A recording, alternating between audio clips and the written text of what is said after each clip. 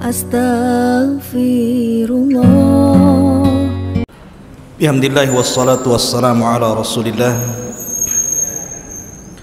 wa ala alihi wa sahbihi wa mawalah wa la hawla wa la quwwata illa billahi wa ba'du. Ma'asyiral muslimin yang dimuliakan Allah Subhanahu wa taala, alhamdulillah pada malam hari ini kembali kita dipertemukan di Masjid Muhajirin. Semoga Allah Subhanahu wa taala senantiasa menjaga yang senang memakmurkan masjid ini, termasuk kita semuanya. Salawat dan salam kita aturkan kepada Rasul kita Muhammad sallallahu alaihi wasallam. Allahumma salli ala Muhammad wa ala alihi wa sahbihi wa man sara ala nahjihi ila yaumiddin. Pembahasan di malam hari ini kita akan membahas tentang kehebatan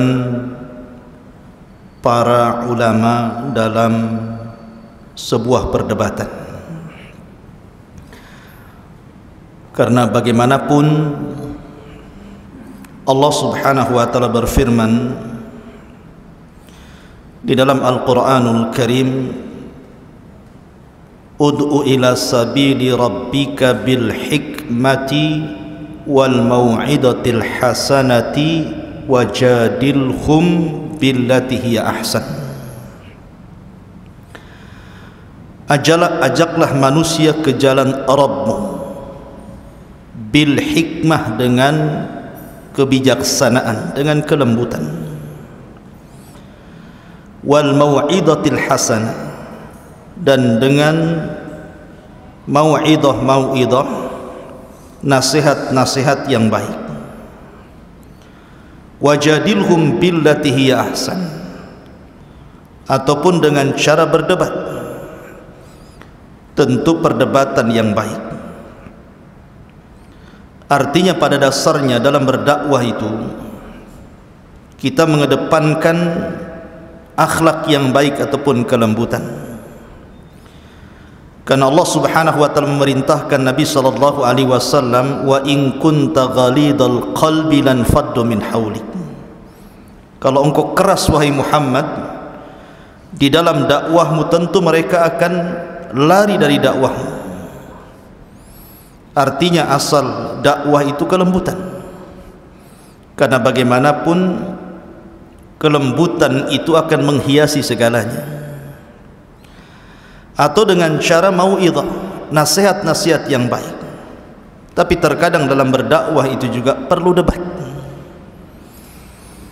Karena ada beberapa manusia yang tidak bisa dilembutkan hatinya dengan nasihat.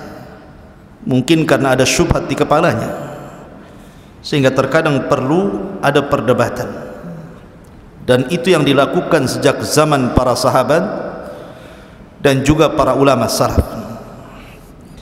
Maka malam ini kita akan contohkan beberapa perdebatan dari zaman para sahabat Nabi sallallahu alaihi wasallam sampai kepada para ulama, generasi terbaik umat ini, tabi'in, tabi'ut tabi'in, dan ulama-ulama ahli sunnah wal jamaah lainnya. Ma'asyiral muslimin yang dimuliakan Allah Subhanahu wa taala, kita mulai dari zaman para sahabat. Di masa Utsman ibn Affan radhiyallahu an, di akhir-akhir kekhilafahannya, kita tahu bahwa banyak orang-orang yang kemudian terpengaruh dengan ajaran Sabaiyah, pengikut Abdullah ibn Saba, seorang Yahudi Yaman yang pura-pura masuk Islam tapi ingin menghancurkan Islam. Maka dialah orang yang pertama yang melakukan pemberontakan dalam Islam kepada penguasa yang sah. Ketika di musim haji, karena Utsman ini kan sudah tua, sudah renta, tidak mungkin juga haji bersama para sahabat dari Madinah ke Mekah. Rupanya datang orang-orang dari beberapa negeri, dari Mesir, dari Irak, dari Kufah, ribuan, dan dipimpin oleh tokoh-tokoh mereka. Mereka datang untuk menuntut Utsman ibn Affan radhiyallahu anhu. Datang mereka ke kota Madinah. Kemudian mereka hendak melepaskan baiat kepada Utsman dengan beberapa alasan. Lah ketika itu Ali radhiyallahu anhu adalah orang yang membela Utsman ibn Affan radhiyallahu anhu. Ketika mereka datang kepada Utsman ibn Affan radhiyallahu an, di situ ada Ali radhiyallahu an dan beberapa para sahabat. Kata Ali radhiyallahu an, kenapa kalian datang kemari? Dan kenapa kalian tidak suka dengan kekuasaan Utsman ibn Affan radhiyallahu an? Maka orang-orang ini, orang-orang Sabaiyah ini mengatakan, karena ada 5 perkara. Kata Ali radhiyallahu an, sebutkan 5 perkara itu. Di sini mulai perdebatannya. Yang pertama, Utsman ibn Affan radhiyallahu an ketika haji, dia tidak mengqasar salat. Padahal perjalanan Madinah dan Mekah itu adalah perjalanan safar. Dan sunnah mengatakan bahwa safar itu ada rukhsah qasar. Tapi Utsman tidak melakukan qasar di Mina, malah dia menyempurnakan salatnya. Berarti dia menyelisih sunnah Nabi. Kemudian kata Ali, yang kedua apa? Yang kedua, Utsman ibn Affan radhiyallahu an memiliki peternakan unta.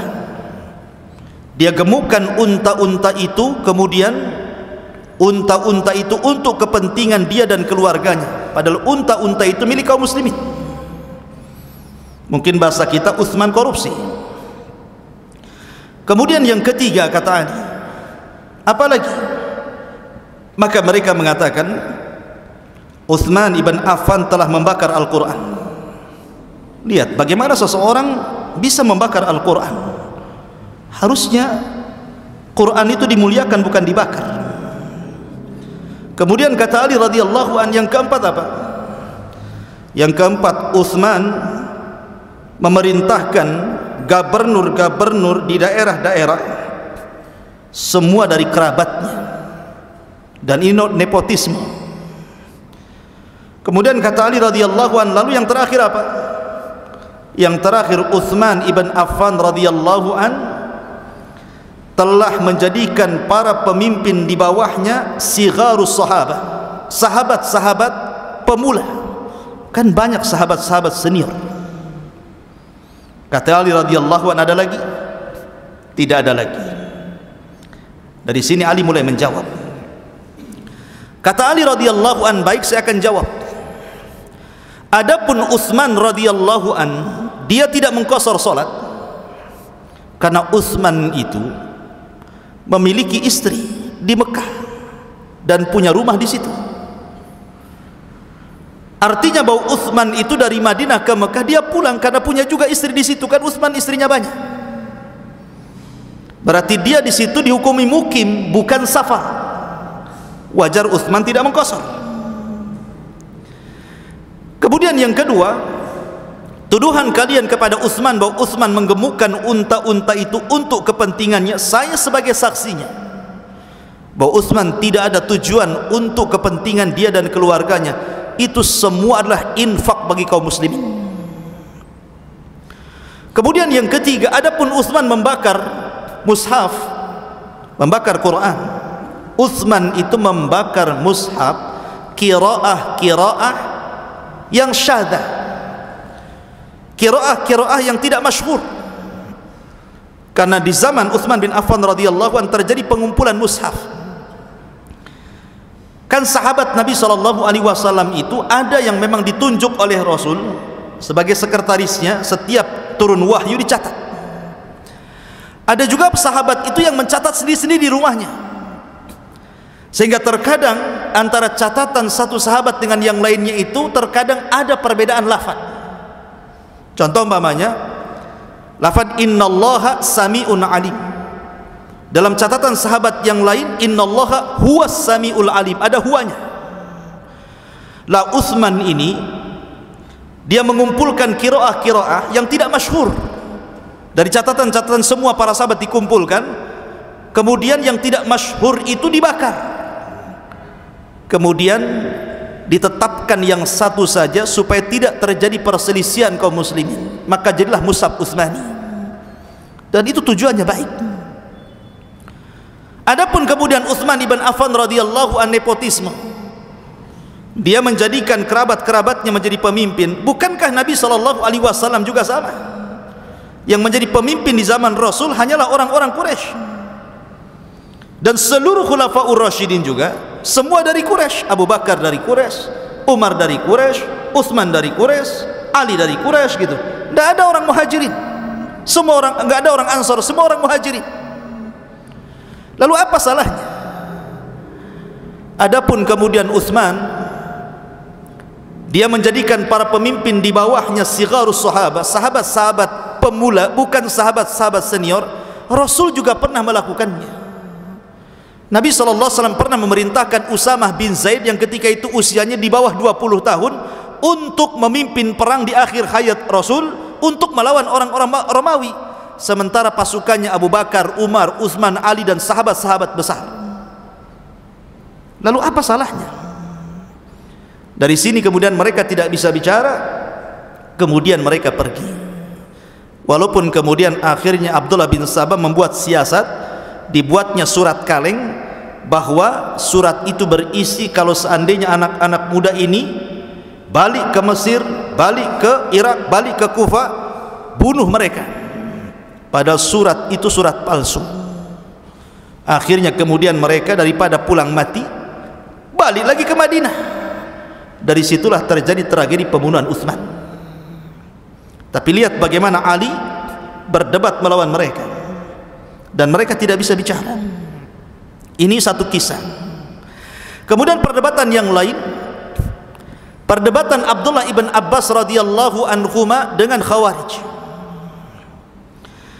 Jadi ketika Ali radhiyallahu an berperang melawan Muawiyah, karena Muawiyah ketika itu enggan berbaiat kepada Ali, alasannya karena Muawiyah meminta para pembunuh Utsman itu ditangkap dan diadili. Setelah ditangkap dan diadili baru kami berbaiat. Tetapi Ali radhiyallahu an beristihad lain dan mengatakan tidak bisa. Baiat dulu saya, kita kumpulkan kekuatan, karena di belakang para pemberontak itu kabilah besar. Akhirnya tidak sepaham antara Ali dan Muawiyah. Terjadilah peperangan antara kubu Ali Madinah dan kubu Muawiyah yang ada di Syam, yang disebut dalam sejarah sebagai perang Siffin. Lah ketika kemudian perang itu banyak para sahabat meninggal, tapi dari orang-orang yang meninggal itu, dari sini tampak bahwa kebenaran ada di pihak Ali, bukan di pihak Muawiyah.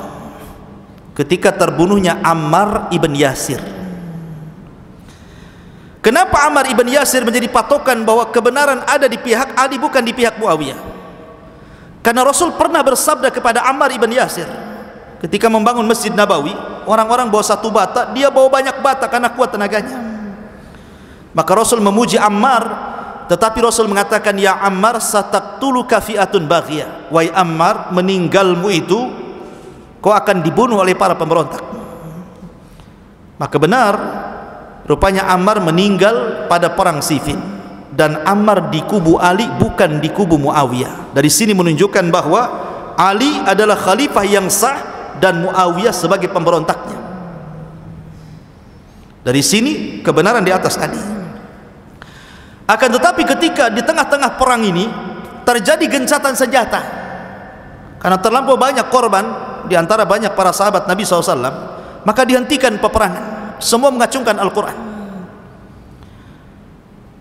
Lah ketika itu Ali radhiyallahu an mengutus seseorang, sebagaimana kemudian Muawiyah juga mengutus seseorang untuk berunding.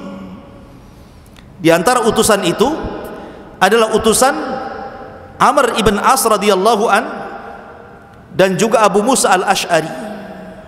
Amr bin As diutus oleh Muawiyah bin Abi Sufyan, kemudian Abu Musa al-Asy'ari diutus oleh Ali radhiyallahu anhu, suruh berdamai dua orang ini, kira-kira solusinya gimana supaya jangan perang.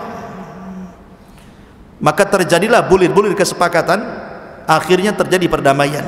Ali pun dengan pasukannya pulang ke Kufah, karena ketika itu ibu kota dipindah dari Madinah ke Kufah. Di tengah jalan, rupanya pasukan Ali sebanyak 6.000 pasukan keluar dari kubu Ali, tidak setuju dengan perundingan antara Abu Musa dan Amr bin As itu. Marah mereka. Yang 6.000 pasukan ini, yang belakangan disebutkan oleh ahli sejarah menjadi cikal bakal kelompok Khawarij. Akhirnya mereka pun nyasar ke sebuah daerah, bermukimlah di sebuah tempat di Kufah namanya Harurah. Lah melihat itu, bahwa pasukan Ali terpecah di sini, Abdullah bin Abbas radhiyallahu anhuma meminta kepada Ali radhiyallahu anhu untuk diizinkan mendebat mereka. Tapi Ali radhiyallahu anhu ketika itu melarang, karena tahu bahwa ya kalau selamat, kalau enggak bisa saja Abdullah bin Abbas akan dibunuh oleh mereka. Tapi Abdullah bin Abbas meyakinkan Ali bahwa dia akan selamat. Berangkatlah Abdullah bin Abbas radhiyallahu anhu dengan pakaian yang sangat indah, dengan pakaian yang sangat indah dari Khullatul Yaman. Tujuannya Abdullah ibn Abbas sebenarnya ingin merendahkan orang-orang Khawarij itu. Maknanya bahwa mereka sendiri tidak paham agama, bahkan soal baju saja mereka tidak paham, apalagi soal agama gitu maksudnya.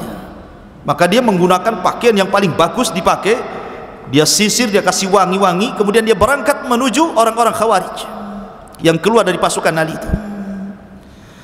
Ketika sampai di tengah-tengah orang Khawarij, orang Khawarij merendahkan Abdullah ibn Abbas dan mengatakan, ya subhanallah, pakaian apa yang kau pakai? Karena kebiasaan orang-orang Khawarij itu zuhud, istilah mereka pakaian seadanya gitu kan. Mereka tidak paham makna zuhud. Jadi kalau zuhud itu izinnya pakai compang-camping, janganlah pakai yang bagus-bagus gitu kan. Mereka merendahkan Abdullah ibn Abbas radhiyallahu anhu. Maka Abdullah ibn Abbas radhiyallahu anhu mengatakan, apa salahnya dengan pakaian saya? Bukankah Nabi SAW pernah memakai pakaian yang jauh lebih indah dibandingkan saya? Kemudian Nabi SAW membacakan ayat, kul man harrama zinatallah li ibadihi wat tayyibatu min rizki. Bukankah Allah berfirman, siapa yang mengharamkan perhiasan Allah bagi hambanya dan kebaikan dari rizkinya? Nabi SAW pernah memakai pakaian yang jauh lebih indah dibandingkan saya. Maknanya bahwa soal urusan pakaian saja mereka tidak paham. Kemudian kata Abdullah bin Abbas, apa masalah kalian sehingga keluar dari baiat kalian kepada Ali radhiyallahu anhu? Kenapa kalian keluar dari barisan Ali, kemudian menyempil di daerah sini? Akhirnya satu di antara pimpinan mereka mengatakan, karena 3 perkara. Apa itu 3 perkara itu? Mereka mengatakan, 1, Ali radhiyallahu anhu melibatkan kami dalam perang melawan Muawiyah bin Abi Sufyan. Ketika kami sudah semangat berperang, tiba-tiba perang berhenti. Kemudian Ali mengutus hukum dengan cara mengutus seseorang. Dia tidak menegakkan hukum Allah. Kenapa Ali radhiyallahu an dalam urusan besar meletakkan seseorang untuk memutuskan hukum ini? Padahal hukum itu milik Allah. La hukma illallah, tidak ada hukum kecuali hukum Allah. Wa man lam yahkum bima anzalallah faulaika humul kafirun. Barang siapa yang tidak berhukum dengan hukum Allah, kafir dia, katanya. Oh, gara-gara itu ya. Yang kedua apa? Yang kedua, kenapa kita berhenti perang? Kenapa tidak dilanjutkan sampai siapa yang kalah, siapa yang menang? Kemudian ketika kita sudah hampir mengalahkan mereka, tiba-tiba Ali melarang kami untuk menawan tentara Muawiyah, tidak boleh mengambil harta ghanimahnya. Ini maksudnya apa? Kalau seandainya orang-orang Muawiyah itu adalah orang kafir, harusnya halal harta rampasan perangnya dan halal orangnya untuk ditawan. Kalau seandainya mereka muslim, kenapa Ali ngajak kami perang? Kenapa kita memerangi orang sesama muslim? Oh, ini subhat yang kedua nih. Lalu yang ketiga, Yang ketiga, Ali menghapus dalam perjanjian antara dia dan Muawiyah, dia tidak mau disebut Amirul Mukminin. Kalau dia tidak mau disebut Amirul Mukminin, berarti dia Amirul Kafirin. Kalau dia tidak mau disebut pemimpin kaum muslimin, berarti dia pemimpin orang kafir. Cuma dua, mukmin kafir saja. Oh, ini kan dahsyat ini. Kata Abdullah bin Abbas radhiyallahu anhu, baik, saya akan jawab. Adapun kenapa Ali radhiyallahu anhu mengutus seseorang untuk bernamai antara Abu Musa al-Ash'ari dalam satu pihak dan di pihak lain Amr bin As?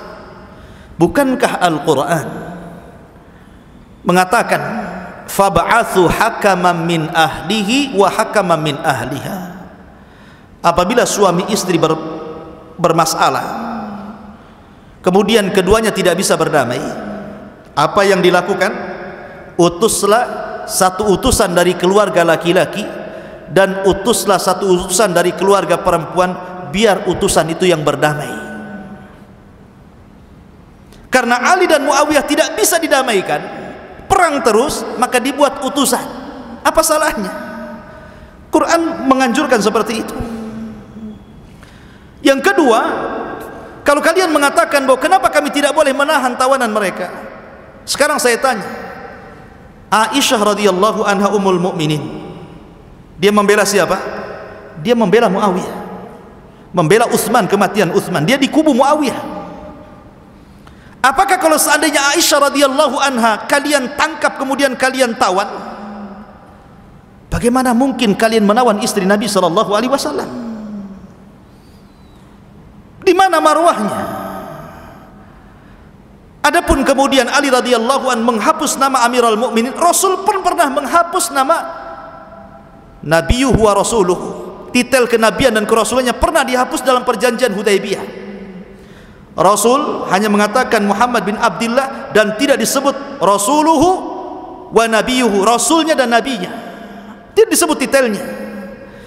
Dari sini, dari 6.000 orang yang keluar dari pasukan Ali, akhirnya kembali beberapa ribu, dan yang tersisa beberapa ribu saja yang kemudian diperangi Ali radhiyallahu anhu dan diberantasnya. Terjadi perdebatan, akhirnya menghasilkan buah, banyak orang yang kembali kepada pasukan Ali. Ini kisah yang kedua, perdebatan di zaman para sahabat. Kemudian juga kejadian di masa Abdullah bin Mas'ud radhiyallahu anhu, ketika Abu Musa al-Ash'ari melihat di Masjid Quba ada beberapa orang yang melakukan halaqah zikir. Pimpinan mereka mengatakan tasbih 100 kali, maka mereka bertasbih 100 kali. Takbir 200 kali, maka mereka bertakbir 200 kali. Abu Musa datang kepada Abdullah bin Mas'ud dan mengatakan, "Ya Aba Abdurrahman," kunyahnya Abdullah bin Mas'ud, "saya melihat di Masjid Quba ada halaqah zikir yang tidak dicontohkan di zaman Nabi." Kata Abdullah bin Mas'ud, "Masa iya?" "Iya, kalau tidak percaya lihat." Berangkatlah Abdullah bin Mas'ud dengan Abu Musa al-Ash'ari ke Masjid Quba. Betul, di situ ada halaqah zikir banyak sekali yang tidak dilakukan di zaman Nabi. Maka Abdullah ibn Mas'ud berteriak kepada mereka, "Ada apa dengan kalian?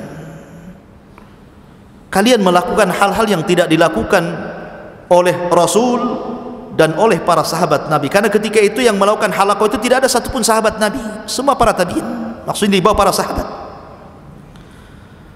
Maka Abdullah bin Mas'ud mengatakan, sebaiknya biji-biji kerikil yang kalian gunakan untuk menghitung zikir-zikir itu, gunakan untuk menghitung kesalahan kalian, aku jamin kebaikan kalian tidak akan hilang.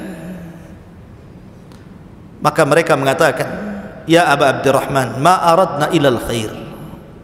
Wahai Aba Abdurrahman, Abdullah bin Mas'ud, kami melakukan seperti ini niatnya baik. Apa salahnya? Ini kan kebaikan, baca takbir, tahlil, tahmid, ini kan kebaikan. Apa salahnya? Maka Abdullah bin Mas'ud radhiyallahu anhu mengatakan, "Kam lil muridil khairi la yusibah." Ingat ya, berapa banyak orang yang dalam hatinya menghendaki kebaikan tapi tidak diberikan ganjaran oleh Allah Subhanahu wa taala. Apakah kalian lebih berpetunjuk dibandingkan Rasul, ataukah kalian sengaja membuka pintu kesesatan? Akhirnya mereka bubar. Itu dibubarkan Abdullah ibn Mas'ud. Rupanya ketika terjadi perang Nahrawan antara Ali dan kubu Khawarij, orang-orang yang melakukan halaqah zikir yang ditegur Abdullah ibn Mas'ud itu mereka semua berada di belakang tentara Khawarij. Kata Al-Imam Al-Barbahari rahimahullahu ta'ala, lihat, terkadang kesesatan itu berawal dari yang kecil, kemudian membesar, akhirnya menjadi kufur. Ini di zaman para sahabat, banyak perdebatan di zaman para sahabat. Cuman kita akan, karena waktu juga, kita masuk pada perdebatan para ulama. Zaman para tabi'in, tabi'ut tabi'in, atba'ut tabi'in. Abu Hanifah, tabi'in berarti Abu Hanifah. Karena Abu Hanifah itu pernah melihat sahabat Nabi Anas bin Malik. Makanya para ulama memasukkan Abu Hanifah itu tabi'in, generasi kedua setelah sahabat, karena pernah melihat sahabat walaupun tidak meriwayatkan dari sahabat. Karena Anas bin Malik itu usianya panjang sampai 100 tahun, anaknya banyak, Anas bin Malik itu, dan dia sahabat yang terakhir meninggal di Basra. Lah, suatu ketika Abu Hanifah ini masih kecil. Abu Hanifah itu masih kecil. Dia punya guru namanya Hammad. Hammad itu guru yang sangat mempengaruhi Abu Hanifah. Abu Hanifah ini suatu ketika bermimpi, mimpinya aneh. Dalam mimpinya itu dia melihat ada pohon besar sekali, rindang. Tiba-tiba ada babi. Babi ini jalan menuju pohon itu, kemudian bernaung di bawah pohon itu babi itu. Ketika lagi enak-enak dia duduk di bawah pohon itu babi itu, tiba-tiba ada dahan jatuh, ranting patah, kemudian jatuh, kena pula kepala babi itu. Babi ini langsung lari, kaget. Tapi selang beberapa waktu babi ini datang lagi, kemudian duduk lagi di bawah pohon itu. Aneh mimpinya. Abu Hanifah ingin bertanya kepada gurunya Hammad tentang takwil mimpi ini. Datanglah Abu Hanifah, dia murid yang paling kecil, Hammad masih kecil usianya. Wahai Imam Hammad, aku bermimpi seperti ini, seperti ini. Tapi ketika itu Hammad tidak mengomentari mimpinya Abu Hanifah. Justru Hammad itu kayaknya ada sesuatu dalam pikirannya itu, kayak orang bingung. Sehingga Abu Hanifah bertanya, ya Imam, ada apa dengan kamu? Saya ini bertanya soal takwil mimpi. Kata Hammad, ya Abu Hanifah, aku lagi bingung. Kenapa? Datang utusan kepadaku bahwa ada undangan debat dari Rais Zanadiqah, pimpinan zindik. Zindik itu maksudnya orang-orang munafik, mengajak debat para ulama di daerah kita ini, dan aku yang disuruh untuk menghadapinya oleh Amirul Baldah, oleh gubernur daerah itu. Aku pula mewakili semua para ulama, kata Hammad. Sementara aku bingung, yang diperdebatkan ini soal ketuhanan. Bagaimana mungkin aku akan berdebat dengan orang-orang zindik soal ketuhanan, sesuatu yang tidak bisa dilihat? Ini kalau aku berdebat akan memfitnah manusia. Kata Abu Hanifah, Allahu Akbar, aku baru paham takwil mimpiku wahai imam, katanya. Aku baru paham takwil mimpiku. Padahal Imam Hammad tidak menjelaskan takwilnya. Kata Abu Hanifah, subhanallah, aku baru paham takwilnya, katanya.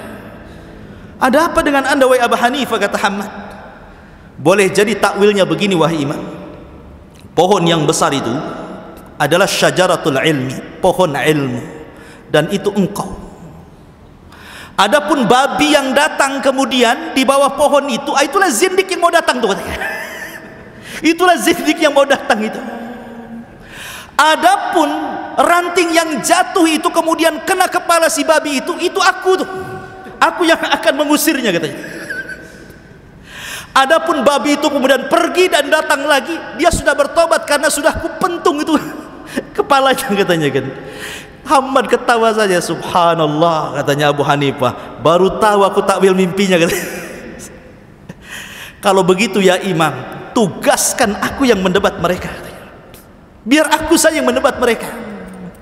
Kalau aku kalah, kata Abu Hanifah, wajar, aku anak kecil. Anak kecil kalah debat wajar. Tapi kalau aku menang, aku akan katakan saya tilmidh Hamad, saya muridnya Hamad. Kau akan bangga denganku, katanya. Kata Hamad, ya sudah, pergi kau sana, katanya. Berangkat Abu Hanifah ini. Ini orang-orang sudah kumpul nih, sudah kumpul. Orang-orang zindik ini sudah kumpul. Kemudian gubernur sudah menyaksikan dalam perdebatan itu. Ditunggu-tunggu, Hamad itu tak datang-datang. Yang datang pula anak kecil, Abu Hanifah. Ya. Kata Ra'su Zanadiqah ini, kepala zindik ini mengatakan, Aina Hamad? Di mana Hamad? Kata Abu Hanifah, Imam Hamad tidak datang dan dia mengutus aku. Kata mereka, saya tidak mungkin melayani anak kecil. Saya ingin melayani Ra'sul Ulama, pemimpin para ulama di sini. Kata Abu Hanifah, saya katakan, guruku Hamad mengatakan bahwa perdebatan ini bukan perdebatan besar. Perdebatan ini perdebatan kecil. Dan saya murid yang paling kecil, makanya dia mengutus yang paling kecil. Abu Hanifah itu. Ya. Ini perdebatan kecil, tidak mungkin guruku yang menghadapi. Karena ini perdebatan kecil, makanya dia mengutus murid yang paling kecil, dan akulah yang paling kecil dari muridnya. Sudah, jangan banyak bicara. Kira-kira apa yang mendebatkan dengan saya? Beraninya Abu Hanifah, masih kecil dia. Baik, katanya orang zindik ini, saya akan tanya kepadamu banyak soalan, silahkan tanyakan saja. Pertama, katanya, kapan Tuhanmu dilahirkan? Sejak kapan Tuhanmu dilahirkan? Apakah Tuhanmu itu ujug-ujug ada, bahasa kitanya, ataukah dilahirkan? Kata Abu Hanifah, lam yalid walam yulad. Tuhan itu tidak dilahirkan dan tidak melahirkan. Kalau Tuhan itu dilahirkan atau melahirkan, tentu dia punya orang tua, dan dia tidak punya orang tua. Oh gitu ya. Saya tanya lagi, kalau memang Tuhanmu tidak dilahirkan, sejak kapan adanya Tuhanmu itu? Kapan waktunya? Maka kata Abu Hanifah, Tuhanku dan Tuhan kalian itu sudah ada sejak belum ada waktu, belum ada tempat, belum ada apapun di alam semesta ini, dia sudah ada. Saya akan tanya balik, kata Abu Hanifah, berapa angka sebelum 3? Mereka mengatakan 2. Berapa angka sebelum 2? Mereka mengatakan 1. Berapa angka sebelum 1? Enggak ada, katanya kan. Kata Abu Hanifah, kalau angka saja sebelum 1 tidak ada apa-apa, maka sama juga dengan Allah. Ketika Allah itu ada, maka sebelumnya tidak ada apa-apa. Tidak ada waktu, tidak ada tempat, tidak ada apapun. Dia satu-satunya. Kalau terjadi kepada angka, kenapa tidak terjadi kepada Allah Azza wa Jalla? Mereka terdiam. Kemudian mereka mengatakan, ya Abu Hanifah, kalau begitu, kemana Tuhanmu mengarah? Kalau seandainya Tuhanmu mengarah ke barat, kemudian orang-orang barat bermaksiat, akhirnya mengarah lagi ke timur, rupanya orang-orang timur bermaksiat, kemudian mengarah lagi ke selatan, rupanya orang selatan bermaksiat, dan begitu seterusnya. Sebenarnya Tuhanmu itu ngarah kemana? Ke baratkah, ke timurkah, atau kemana? Kata Abu Hanifah, gini saja, kamu lihat lampu ini, lampu yang menerangi di sini. Ketika kita nyalakan lampu di sebuah ruangan, kemana arah cahaya lampu itu? Apakah arah cahaya lampu itu ke satu titik, ke barat saja, atau ke utara saja, atau ke timur saja, atau ke selatan saja? Maka mereka mengatakan, ya cahayanya ke semua arah, katanya. Kalau itu terjadi pada lampu, bahwa cahayanya bisa mengarah ke semua arah, maka Allah, Tuhanku dan Tuhan kalian, tentu lebih hebat dibandingkan lampu. Dia tidak mengarah ke satu titik, tapi semua mengarah ke satu alam semesta ini. Setelah itu mereka bertanya lagi, ya Abu Hanifah, kalau begitu siflana rabbak, coba sifatkan Tuhanmu kepada kami. Apakah dia padat seperti batu? Apakah dia cair seperti air? Ataukah dia melayang seperti asap? Tuhanmu itu seperti apa, katanya. Kata Abu Hanifah, pernah enggak kau duduk di samping orang sakit? Pernah. Pernahkah kau melihat orang sakit sampai mati? Pernah. Oh, kau lihat orang itu mati? Iya, kami melihat dia mati. Kamu melihat kematiannya? Kami melihat kematiannya. Orang hidup itu karena ruh, dan orang mati karena ruhnya hilang. Berarti kalian melihat ruh ya? Berarti kalian melihat ruh ya? Ketika melayang dari tubuh orang, kalian melihat ruh ya, katanya. Ya, tidak melihat ruh lah ya Abu Hanifah. Seandainya kalian bisa mensifatkan ruh kepada saya akan sifatkan Tuhan saya kepada kalian, katanya. Kan dibalik sama dia. Artinya ketika kalian tidak sanggup mensifatkan ruh, bagaimana saya mensifatkan Tuhan? Ruh itu bagian daripada makhluknya. Akhirnya mereka terdiam. Sampai akhirnya mereka bertanya lagi soal penduduk sorga. Ya Abu Hanifah, saya dengar bahwa penduduk sorga itu kerjanya makan minum, tapi tidak buang hajat. Kok bisa, katanya? Kan gitu ya, makan aja, minum saja, lalu isi perutnya kemana dibuang? Kata Abu Hanifah, begini saja, saya, kalian atau semua orang pernah hidup di dalam perut ibu kita kan 9 bulan, dan bayi dalam kandungan ibu itu tidak mungkin tidak ada asupan makanan dan minuman. Pasti ada asupan makanan, pasti ada asupan minuman. Lalu kemana bayi itu beraknya? Apa ada toilet dalam perut ibu kalian? Ada toilet dalam perut ibu kalian gitu kan? Kan tidak ada.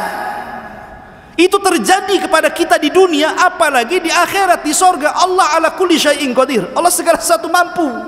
Kenapa kalian bertanya soal itu? Kemudian ya Abu Hanifah, baik, saya dengar di sorga itu kenikmatan bertambah. Kalau orang itu di sorga itu makin hari makin ganteng, makin hari makin cantik gitu kan. Mereka mengkiaskan dengan urusan dunia. Orang kan kalau makin berumur makin jelek kan begitu. Makin banyak makan makin gemuk kan gitu ya. Kok di sorga kan bertambah terus nikmatnya? Bagaimana ini Abu Hanifah? Kata Abu Hanifah, saya akan contohkan di dunia dengan ilmu. Ilmu ini kalau diajarkan seperti saya seperti ini nih, mengajarkan ilmu sama antum, maka pengetahuan saya bertambah dan bertambah. Setiap saya mengajar ilmu pasti bertambah, tidak mungkin bertambah, pasti bertambah, ada pengetahuan baru kalau saya ajarkan itu. Tapi kalau saya tidak ajarkan ilmu ini pasti berkurang, lupa segalanya. Di dunia terjadi bahwa sesuatu yang tidak bisa dilihat bisa bertambah. Ilmu kan tidak bisa dilihat kan gitu ya, karena itu pengetahuan, tapi bisa bertambah. Apalagi di sorga. Dari sini mereka mengatakan, ya sudah, saya ingin bertanya, ini pertanyaan pamungkas ini, 3 soalan. Kalau engkau bisa menjawab, wahai Abu Hanifah, kami beriman, kami akan tobat mengikuti agamamu. Tapi kalau tidak, berarti engkau kalah dalam debat. Kata Abu Hanifah, ya sudah, apa 3 soalan itu? 1, kamu katakan Tuhanmu tidak dilahirkan, Tuhanmu sudah ada sejak sebelum segala sesuatu ada, macam-macam. Sekarang tunjukkan kepadaku bagaimana cara melihat Tuhanmu. 1. Yang kedua, Tuhanmu telah menciptakan iblis atau jin dari api, kemudian dia bermaksiat kepada Allah, akhirnya dia dimasukkan ke dalam neraka, dan neraka itu api. Macam mana api diadab dengan api? Apa yang akan dirasakan? Harusnya sesuatu yang tercipta dari api diadab dengan air lah, supaya dia padam kan gitu. Kemudian yang ketiga, saya dengar bahwa segala sesuatu itu terjadi karena takdir Allah. Ya, kata Abu Hanifah.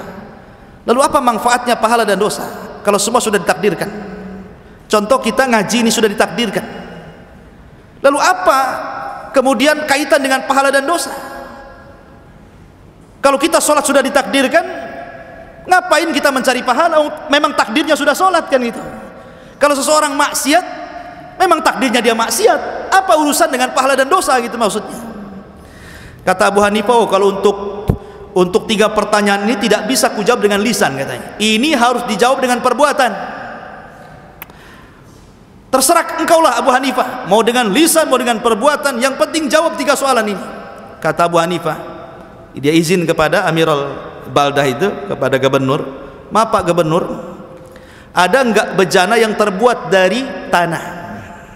Oh ada, datangkan kemari. Ada mangkok dari tanah, diisi air. Bangkitlah Abu Hanifah, ini anak-anak, mendekati pemimpin zindik ini, lo dikepruk kepalanya sama itu. Dia ambil bejana, pas dekat dipukul kepalanya, buak gitu kan, keluar darahnya. Jadi pemimpin zindik ini mengatakan kepada Amir, ya Amir, lihat kelakuan Abu Hanifah, dia tidak menjawab malah menyakiti saya, katanya. Hukum dia wahai Amir, katanya. Kata Amir, ya Abu Hanifah, kenapa kau tak jawab, kenapa kau menyakiti orang? Kata Abu Hanifah, begitu jawabannya, itu jawabannya. Amir makin bingung, semua orang bingung. Apa maksud wahai Abu Hanifah? Orang itu sampai menjerit dan berdarah. Kata Abu Hanifah, begini Amir, dia mengatakan bahwa saya disuruh mensifatkan Tuhan. Bagaimana cara melihat Tuhan? Ya Tuhan tidak bisa dilihat. Saya ingin tanya kepada anda wahai Ra'su Zanadiqah, kamu waktu saya kepruk kepalamu itu sakit atau tidak? Sakitlah, mau dikepruk ya sakit. Pukul ya sakit kan gitu ya. Saya tanya sama kamu, coba sifatkan sakitmu seperti apa? Sakitmu itu bentuknya kayak apa? Kotak kah, segitiga kah, segi empat kah? Seperti apa sakitmu itu? Kau kan hanya bisa merasakan saja sakit, tetapi kamu tidak bisa menggambarkan bentuk sakitnya kayak apa. Sama dengan Tuhanku, kita tidak bisa melihat Tuhan kita, tapi kita bisa merasakan keberadaannya. Satu. Yang kedua, bukankah kita tercipta dari tanah? Yang saya pukulkan kepalamu itu tanah, bukan besi. Katanya kalau seandainya setan terbuat dari api, diazab dengan api, tidak merasakan apapun, kenapa kau kesakitan? Harusnya kau diam sajalah, kan begitu. Kan sama-sama dari tanah, katanya kan itu. Kemudian yang ketiga, bukankah ketika aku pukul kepalamu kau menjerit tadi? Ini semua takdir Allah kan? Sudah ditulis Lauhil Mahfud kan? Iya, sudah ditulis Lauhil Mahfud, kata pemimpin zindik. Lalu kenapa kau teriak sama raja minta tolong? Gitu. Harusnya kau diam saja kalau sudah ditulis. Kenapa kau minta sama raja supaya menghukum aku? Menunjukkan bahwa dalam takdir itu bukan berarti semata-mata menyandarkan kepada takdir, tapi di situ juga ada pahala dan dosa. Ya. Ada pahala walaupun sudah ditakdirkan, tetap aja kita sholat, kita menjauh maksiat, kita cari pahala, menghindari dosa. Ya. Dari situ terdiamlah orang ini. Akhirnya kemudian mencium kening Abu Hanifah, dan mereka pun sadar itu takwilan tadi, takwilan mimpi Abu Hanifah. Ini perdebatan terjadi antara Abu Hanifah dengan Zanadiqah. Kemudian juga Abu Hanifah pernah berdebat dengan orang Khawarij.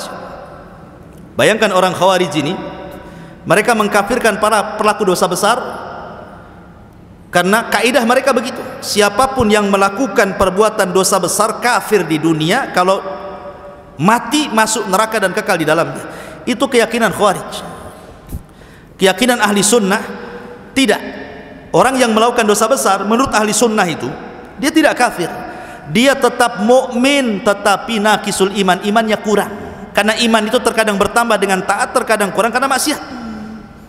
Contohnya orang minum khamr, itu kan dosa besar. Orang Khawarij mengatakan peminum khamr itu kafir, tapi kita ahli sunnah mengatakan tidak kafir, tetap dia mukmin tapi lagi kurang imannya karena dia maksiat. Jadi suatu ketika di masjid Kufah itu ada 2 jenazah. Jenazah seorang muslim, satunya muslimah. Yang satunya si muslim ini mati karena minum khamr, overdosis, mungkin yang diminum oplosan, mati dia. Yang satunya seorang wanita berzina kemudian hamil saat melahirkan, mati. Abu Hanifah datang ingin menyolatkan 2 jenazah ini, dihadang sama orang Khawarij berdua sambil mengacungkan pedang dan mengatakan, ya Abu Hanifah, hendak kemana kau pergi? Saya ingin menyolati Dua orang muslim dan muslimah itu, yang satu minum khamar mati, yang satu berzina hamil kemudian mati.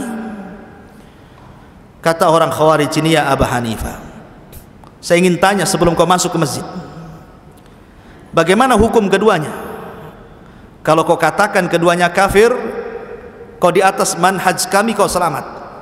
Tapi kalau seandainya kau katakan keduanya mukmin, lepas lehermu dengan pedang kami, katanya. Kata Abu Hanifah, saya jawab boleh? Boleh. Kata Abu Hanifah, itu jenazah berdua itu orang Yahudiyah, bukan dia muslim, tapi dia mati dalam kondisi minum khamar, yang satunya berzina. Oh, berarti bukan orang Yahudi? Bukan. Kalau gitu dia Nasrani. Bukan dia muslim, tapi dia mati minum khamar sama berzina. Oh, berarti bukan Nasrani? Bukan. Kalau begitu dia Yahudi, dia Majusi. Bukan Majusi, dia muslim. Mati meninggal karena minum khamar sama berzina. Lah kalau kalian mengatakan muslim, selesailah kan gitu. Kalian mengatakan muslim. Dari situ geleng-geleng orang ini. Saya tidak menghukumi dia muslim, kalian sendiri yang mengatakan muslim. Saya tanya Yahudi, kalian bukan. Saya tanya Nasrani, kalian katakan bukan. Saya tanya Majusi, kalian katakan bukan. Justru kalian mengatakan muslim, ya sudah selesai, berarti dia muslim. Biarkan saya sholat sama dia. Saya sholati dia, katanya kan. Ma'asyiral muslimin yang muliakan Allah Azza wa Jalla. Oke, saya ingin tanya lagi, kalau keduanya mati Abu Hanifah, kemana mereka pergi? Ke surga kah, ke neraka kah? Maka Abu Hanifah mengatakan, saya tidak bisa mengatakan surga atau neraka, tapi saya ingat perkataan Isa bin Maryam atau Musa ibn Imran mengatakan, in tu'adzibhum fa innahu ibaduk wa in taghfir lahum fa innaka antal azizul hakim. Kalau engkau mengadab mereka, itu hambamu ya Rabb. Tapi kalau engkau mengampuni mereka, maka memang engkau adalah zat yang maha pengampun lagi bijaksana. Itu urusan Allah. Saya tidak bisa menghukumi masuk surga atau masuk neraka, katanya kan. Ma'asyiral muslimin, ini perdebatan Abu Hanifah yang kedua. Kemudian perdebatan yang ketiga, Abu Hanifah ini pernah berdebat dengan Muhammad Al-Baqir. Muhammad Al-Baqir ini ulama ahli sunnah juga. Ulama ahli sunnah, keturunan Nabi SAW, sangat disanjung oleh Syiah. Syiah itu mereka sangat menyanjung Muhammad Al-Baqir karena salah satu cicit Nabi SAW. Padahal Muhammad Al-Baqir itu ulama ahli sunnah, dia tinggal di Madinah, tapi orang Syiah sangat mengagungkan Muhammad Al-Baqir. Nah, suatu ketika Muhammad Al-Baqir ini mendengar bahwa Abu Hanifah ini mendahulukan akal dibandingkan hadis Nabi SAW, karena tadi kecerdasannya kan sudah tahu gitu, bagaimana cerdasnya beliau menggunakan akal dia untuk membantah orang maksudnya. Jadi suatu ketika Abu Hanifah ini haji ke Mekah, pulang haji, kemudian mampir di Madinah. Pas pula dia berjumpa dengan Muhammad Al-Baqir. Kata Muhammad Al-Baqir, saya ingin berjumpa dengan Abu Hanifah, ingin tabayun. Datangkan Abu Hanifah kemari. Maka datanglah Abu Hanifah ke rumah Muhammad Al-Baqir, alim ulama Madinah itu. Kemudian disediakan kursi. Kemudian Abu Hanifah rahimahullahu ta'ala ditanya oleh Muhammad Al-Baqir, ya Abu Hanifah, aku mendengar engkau mengagungkan akalmu dan menghina hadis-hadis kakekku, maksudnya Nabi SAW. Kata Abu Hanifah, saya tidak pernah menghina hadis-hadis kakekmu, dan saya tidak pernah mengagungkan akal dibandingkan hadis Nabi SAW. Kata Muhammad Al-Baqir, tapi itu yang sampai kepadaku. Sekarang buktikan kalau engkau itu tidak menghina hadis-hadis dan tidak membesarkan akalmu. Sini kau duduk. Maka Abu Hanifah langsung datang ke hadapan Muhammad Al-Baqir, tapi tidak mau duduk di kursi. Dia duduk di bawah. Jadi Muhammad Al-Baqir kayak saya gini duduk di kursi, Abu Hanifah duduk di situ sambil wajahnya memandang Muhammad Al-Baqir. Kata Muhammad Al-Baqir, aku sudah sediakan kursi, kau harusnya duduk di sana. Kenapa kau duduk di sini?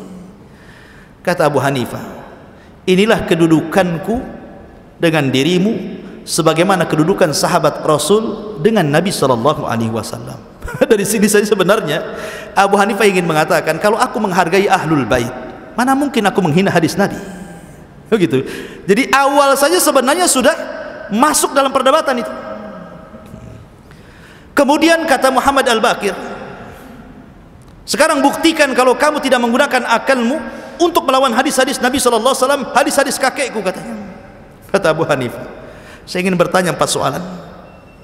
1, di zaman kakekmu Nabi SAW, mana lebih kuat, laki-laki ataukah perempuan? Kata Muhammad Al-Baqir, ya laki-laki lebih kuat lah, masa perempuan? Ya karena laki-laki lebih kuat tenaganya, lebih kuat akalnya. Kalau memang laki-laki lebih kuat dibandingkan perempuan, saya ingin tanya lagi, kata Abu Hanifah, dalam pembagian waris mana yang lebih banyak, laki-laki kah yang kuat ataukah perempuan yang lemah? Kata Muhammad Al-Baqir, perempuan separuh laki-laki. Kalau saya pakai logika, wahai Muhammad Al-Baqir, harusnya laki-laki separuh, perempuan 1. Dia kan lemah, dia tidak bisa mencari, sementara ini laki-laki bisa mencari. Tetapi karena ketentuannya seperti itu, saya tidak bisa mengatakan apapun. Yang kedua, membasuh, mengusap sepatu khuf ini, mana yang kotor? Ini sepatu nih, mana yang kotor, yang bawah atau yang atas? Yang kotor, karena yang menginjak itu yang bawah, tentu yang kotor yang bawah, yang bersih yang atas. Saya mengusap saya memfatwakan bahwa sepatu itu diusap atasnya, bukan bawahnya. Kalau saya pakai akal, saya akan suruh manusia mengusap bawahnya, bukan mengusap atasnya. Tapi karena itu ketentuannya, memang begitu, itu yang diusap bukan bawahnya. Kemudian yang ketiga, wanita haid.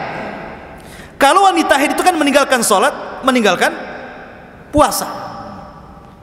Mana yang lebih utama, sholat ataukah puasa? Sholat dibandingkan puasa. Tetapi kenapa yang diperintah mengqadha justru puasa, sholat tidak diperintah qadha? Harusnya sholat yang diqadha, puasa tidak, karena sholat lebih hebat dibandingkan puasa. Tapi karena memang nasnya seperti itu, ya mau diapakan? Dan yang terakhir, mani dan kencing. Ya. Mana yang lebih najis, kencing apakah mani? Kencing najis, mani tidak najis. Makanya Rasul pernah sholat, di sarungnya ada maninya. Tapi kenapa orang kencing ketika dia sudah berwudu, cuman membatalkan wudu, kemudian wudu lagi selesai. Tapi orang keluar mani tidak bisa berwudu, harus mandi dia. Secara akal harusnya yang mandi itu yang najis, yang tidak mandi itu yang tidak najis. Tapi karena memang itu nasnya, mau diapakan lagi? Dari sini Muhammad Al-Baqir baru tahu bahwa tujuan Abu Hanifah bukan itu. Jadi akal yang digunakan Abu Hanifah itu memperkuat dalil, bukan melemahkan dalil. Ini perdebatan Abu Hanifah di zaman tabi'in. Taib. Kemudian kita beralih kepada perdebatan ulama yang lainnya. Di zaman itu ada orang namanya Muhammad Al-Baqillani. Muhammad Al-Baqillani. Memang secara akidah dia mutakallimin ahli kalam, tapi kita tidak membahas akidahnya, kita membahas perdebatannya. Karena walaupun dia ahli kalam, Syekhul Islam Ibnu Taimiyah selalu menukilkan perkataannya. Salah satunya adalah Muhammad Al-Baqillani itu kan anak muda paling cerdas di zamannya. Dia pernah mendebat Raja Romawi sehingga terkenal namanya, Muhammad Al-Baqillani ini. Jadi suatu ketika Muhammad Al-Baqillani ini berjumpa dengan orang Nasrani sebelum berdebat dengan Raja Romawi. Kata orang Nasrani, "Ya Baqillani, saya ini heran dengan agamamu Islam itu. Kenapa fanatik sekali?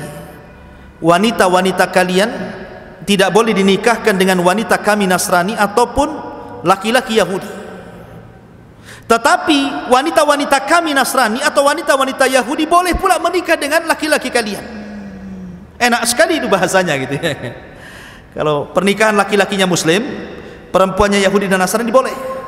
Tapi kalau perempuannya Islam, laki-lakinya Yahudi dan Nasrani tidak boleh. Itu ketentuan Islam ya. Jadi mereka mengatakan orang Nasrani ini kepada Baqillani, fanatik sekali dirimu itu sama agamamu. Bagaimana mungkin perempuan-perempuan kalian tidak boleh nikah dengan laki-laki Nasrani ataupun laki-laki Yahudi, sementara wanita-wanita kami boleh menikah dengan kalian? Jawaban Baqillani, ya, karena kami umat Islam mengakui nabi kalian. Nabinya orang Nasrani Isa bin Maryam kami beriman. Nabinya orang Yahudi Musa ibn Imran kami beriman. Tetapi kalian hanya beriman dengan nabinya orang Yahudi dan nabi kalian sendiri, tapi kalian tidak beriman dengan nabi kami. Coba kalian beriman dengan nabi kami nikahkan juga anak wanita kami dengan kalian gitu. Kalian tidak akan beriman masalahnya. Jadi jawabannya pakai logika kan, masuk juga di situ. Jadi suatu ketika Raja Romawi ini ingin berdebat dengan ulama Islam. Raja Nasrani ini sudah mengumpulkan rahib-rahibnya, pendeta-pendetanya di kerajaannya. Dia ingin meminta mana di antara ulama Islam yang cerdas berdebat dengan pendeta-pendeta kerajaan. Jadi Raja Romawi mengutus ke semua daerah pakai surat. Siapa yang berani berdebat dengan rahib-rahib mereka? Maka orang-orang pun sepakat untuk mengutus Muhammad al-Baqillani. Ya. Lah Raja Romawi ini bersiasat dengan rahib-rahibnya. Kalau Baqillani datang ke istana, suruh dia sujud kepadaku. Bagaimana caranya? Kalau dia suruh sujud mungkin tidak mau. Kita buat siasat. Caranya pintu gerbang istana jangan dibuka, tapi dilubangi di bawah. Biar dia masuk kepalanya dulu, sambil merangkak, nanti raja akan berdiri di hadapannya. Datang saja sudah menghinakan dirinya. Datanglah Baqillani ke pintu kerajaan ini, bingung, nggak ada pintu, yang ada lubang di bawah. Tapi Imam Baqillani cerdas, dia nggak mau kepalanya dulu masuk, kakinya dulu yang masuk. Kalau kepalanya dulu nanti sujud dia kan, tapi kalau kakinya dulu kan nunggingi, jadi kan kakinya dulu masuk, pas muncul di lubang pantatnya dulu yang keluar. Subhanallah. Dari situ geleng-geleng Raja Romawi ini. Subhanallah, dilihat cerdasnya Imam Baqillani. Masuk sudah membelakangi, baru dia mutar. Ada raja rupanya. Ya. Pas dia masuk, raja kembali ke singgasananya, rahib-rahib sudah nunggu tuh. Pertama yang disalami siapa? Rahib-rahibnya, pendeta-pendetanya. Bagaimana kok keadaan kalian? Bagaimana istri-istri kalian? Bagaimana anak-anak kalian sehat? Dan itu. Raja marah. Ya Baqillani, kamu sudah tahu rahib tidak menikah. Rahib tidak punya anak, kok tanya pula istrinya, kok tanya pula anaknya, katanya. Kata Imam Baqillani, subhanallah, katanya. Pura-pura Imam Baqillani, subhanallah, katanya. Kalian, Tuhan kalian, maksudnya Maryam bintu Imran, melahirkan Isa. Isa ini anak siapa? Anak Maryam. Dan kalian mengatakan Maryam menikah dengan Tuhan. Artinya Maryam menikah dan punya anak. Kenapa rahib-rahib ini tak punya istri, tak punya anak, katanya kan? Itu. Marah raja ini. Akhirnya raja ngasih tahu, ya Baqillani, saya dengar Aisyah Ummul Mukminin, ibu kalian, istri Nabi sallallahu alaihi wasallam, nabi kalian, berzina dengan Safwan ibn Mu'attil. Ingat dalam hadisatul ifki dalam Bukhari kan, Aisyah pernah difitnah berzina dengan sahabat namanya Safwan ibn Mu'attil. Jadi Raja Nasrani mengatakan, ya Baqillani, saya dengar ibumu, maksudnya Aisyah radhiyallahu anha, sudah berzina. Bagaimana pendapatmu? Kata Imam Baqillani, gini sajalah, saya akan membuat permisalan. Ada seorang wanita yang satu punya anak tapi tak punya suami, yang satu tak ada anak tapi punya suami. Mana yang layak dituduh berzina? Ini wanita punya anak, nggak punya suami. Yang satu tak punya anak, punya suami. Kira-kira yang layak dituduh berzina siapa? Wanita yang punya anak tak punya suami. Anak siapa ini? Kan gitu ya. Yang ini wanita tak punya anak tapi punya suami. Mana buktinya kalau dia berzina? Sekarang ada dua wanita, satu Aisyah ummuna, ibu kami, satu Maryam, ibu kalian. Maryam punya anak Isa, tak ada suami. Aisyah ibu kami tak ada anak, suaminya Rasulullah. Kira-kira yang layak dituduh berzina itu siapa? Coba bayangkan. Siapa yang layak dituduh berzina? Maryam atau Aisyah? Katanya. Langsung terdiam. Tapi Imam Baqillani mengatakan, tapi saya tidak menuduh Maryam berzina. Dan saya tidak menuduh ummu kami Aisyah berzina. Keduanya dibersihkan Allah. Keduanya wanita suci. Gitu. Kemudian raja mengatakan, ya Baqillani, saya ingin tanya kamu, Nabi kamu pernah berperang? Maksudnya Rasulullah. Pernah. Dia pernah memimpin perang? Pernah. Bahkan dia paling depan. Taib. Dimenangkan dalam peperangannya? Iya, dimenangkan. Pernah kalah? Ya pernah juga katanya. Subhanallah, heran kami, masa Nabi perang kok kalah katanya. Masa Nabi perang kok kalah katanya. Kata Imam Baqillani, bagaimana dengan Isa? Masa Isa disalib katanya. Masa Isa kok disalib katanya. Kalau seandainya Nabi kemudian aib gara-gara dia kalah, kenapa pula Tuhan yang kalian anggap Tuhan, maksudnya Isa itu ada di tiang gantungan, ada disalib? Masa seorang Isa disalib katanya. Tetapi ikhwatu fiddin, ini hanya sekedar perdebatan. Bukan berarti Imam Baqillani mengejek Isa, tidak. Karena mereka yang memulai seperti itu, makanya Baqillani menjawab seperti itu. Sampai akhirnya pertanyaan terakhir, saya dengar dahulu di zaman nabimu bulan pernah terbelah menjadi dua. Kata Imam Baqillani, ya betul, bulan pernah belah dua, dan itu disaksikan manusia. Kata Raja Romawi ini, bagaimana peristiwa besar terbelahnya bulan ada dalam Al-Quran kalian, iqtarabatis sa'wan syaqqal qamar, ketika dekat hari kiamat dan terbelah bulan, sementara kejadian itu tidak ada dalam Taurat, tidak ada dalam Zabur, tidak ada dalam Injil. Bukankah kalian mengatakan bahwa ada kekerabatan antara nabi kalian dengan Isa, dengan Musa dan para nabi yang lainnya? Mereka satu ayah tapi berbeda ibu. Kenapa tidak dicantumkan dalam Taurat, Injil dan Zabur? Imam Baqillani malah menjawab balik, loh, kalau ada kekerabatan, kenapa pula tidak ditulis katanya? Harusnya kan ditulis kan itu. Dibalik pertanyaannya kan itu. Kalian mengatakan ada kekerabatan, kenapa tidak ditulis gitu.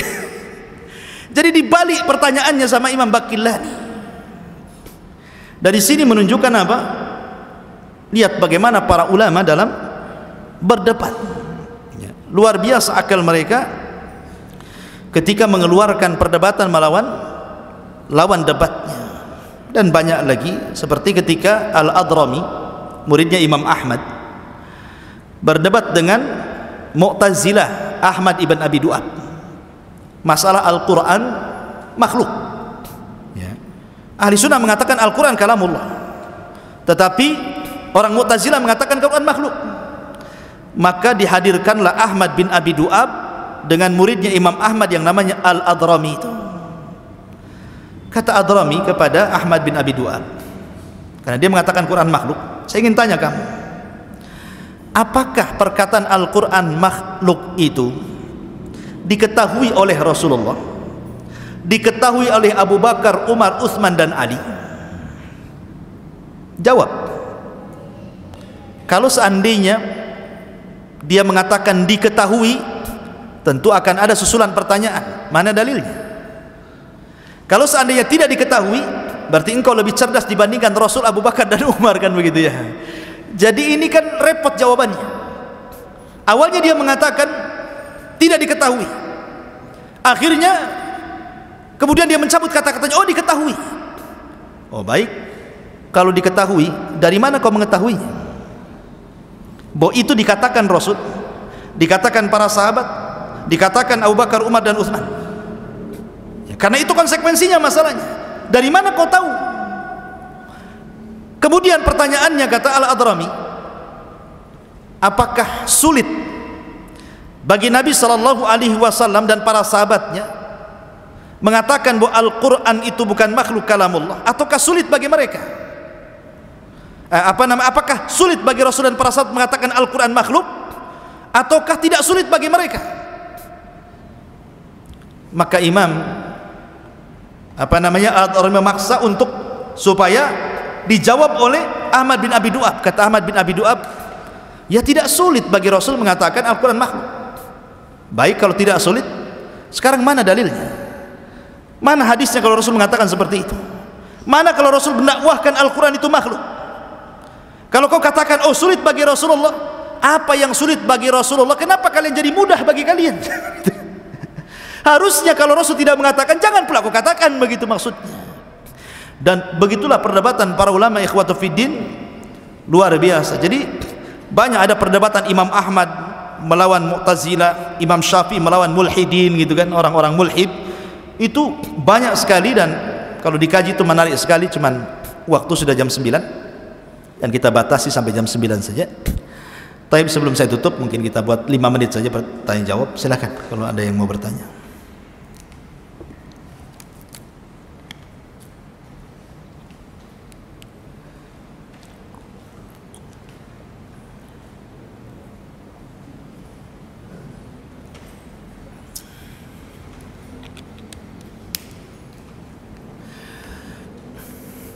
Baik, sekira cukuplah. Enggak ada tanya jawab.